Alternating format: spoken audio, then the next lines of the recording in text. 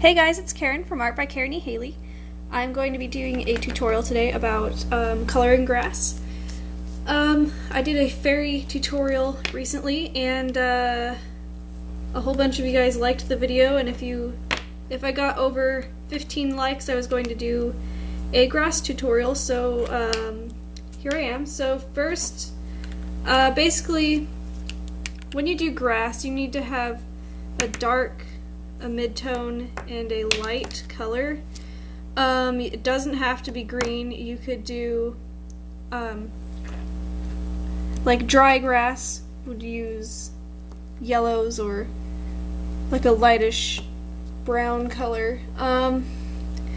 These are the colors I use when I'm doing grass during the daytime. I usually use G16, G03, and G20.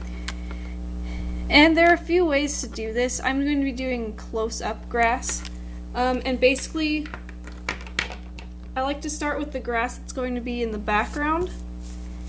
And so I just sketch in where the ends of the grass are going to go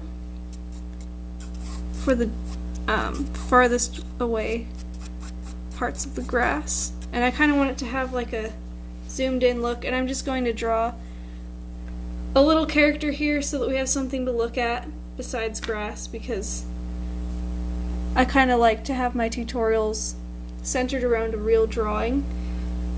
So I think I'm going to just draw a little critter here really quick, and then I'll come back when I'm done doing that. And so I'm going to switch into time-lapse really quick.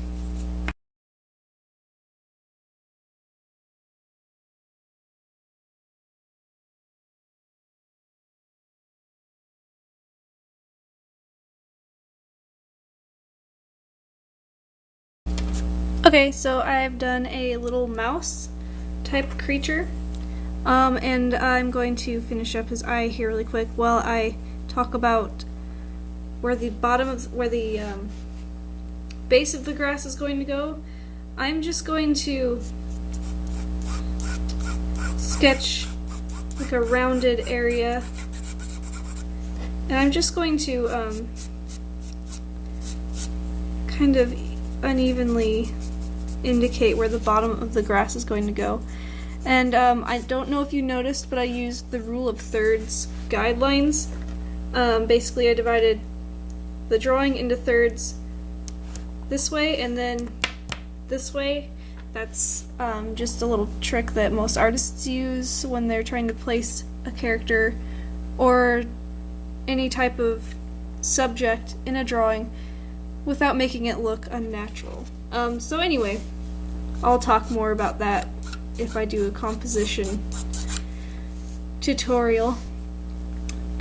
So that's where the base of the grass behind the mouse is going to go, and now I'm going to sketch in some foreground grass. And I like to fold my grass over some of the grass. I'll indicate little parts where bugs have eaten out part of the grass and things like that. I really like to draw foliage and plants in general.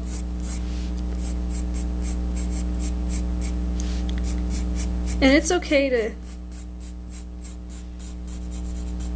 make your grass really tall as long as you can see your subject. Don't worry about covering up parts of the drawing. Honestly, sometimes it's necessary. And be aware that grass is not something that always looks like this. Grass doesn't always go like that. Grass bends with the wind. It is, it's floppy, it's not always rigid, and so it's a great subject for if you're adding movement to something that has a really small subject, like a mouse or a fairy or a frog or whatever. So that's just something to keep in mind.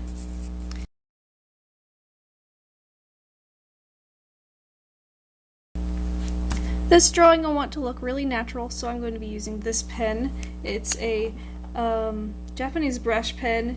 Its color is light dark. I'm not really sure.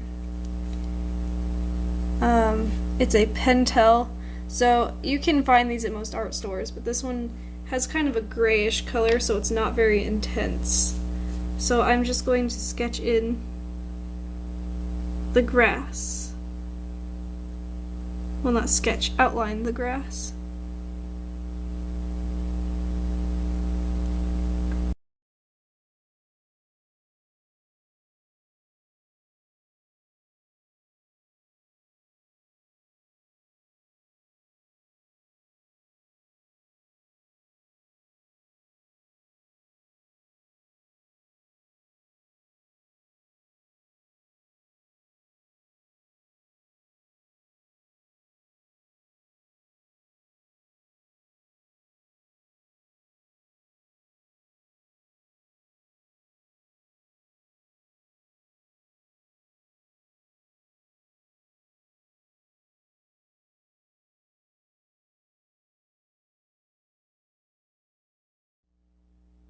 Okay, so I have finished inking the foreground.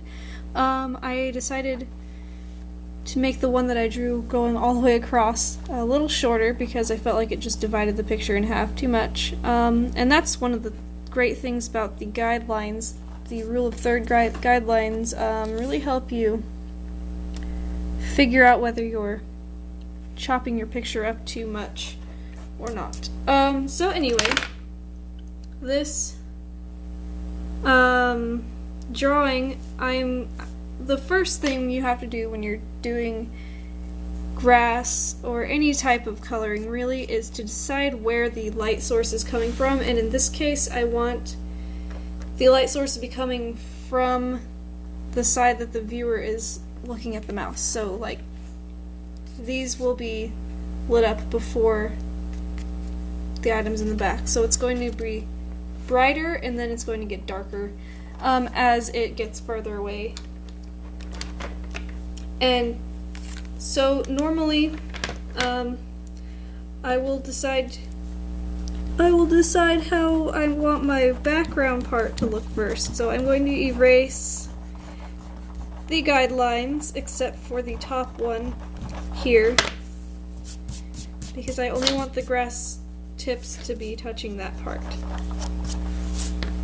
So I'm going to take my darkest marker and I'm going to sketch out where I want the dark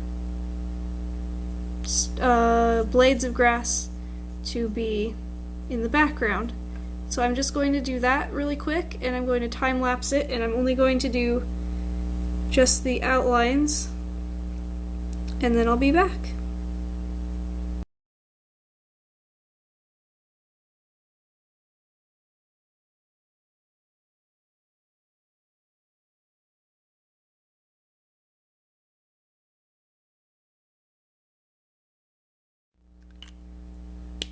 Alright, so now that I have the top part sketched, and I just want to say that I know I said I only want the tips of the grass to be touching this guideline, but then I decided that I wanted it to be a little bit less even than that, and so I started going over it a little more. Oh. And so basically, now that we have the dark areas blocked in, I'm going to block in the light areas.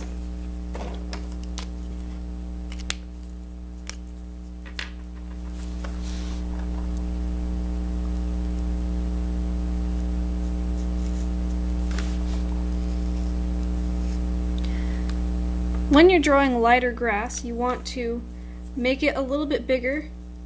This group of grass is going to be closer to the viewer than this group of grass. So it's a good idea to make it look a little bit bigger. That way it will be closer looking to the viewer. Also, it's a good idea to leave little gaps so that you can kind of put dimension in there. This way you can color in darker color in here, just to make it a little bit more, just to give it more dimension.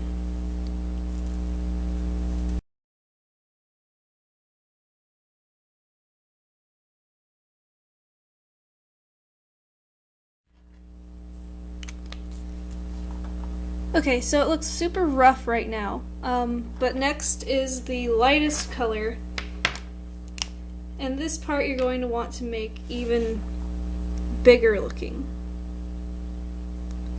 So here I'm using my G20, but honestly, if I could, I would be using a different color. This color is really much more of a yellow tone than the other two.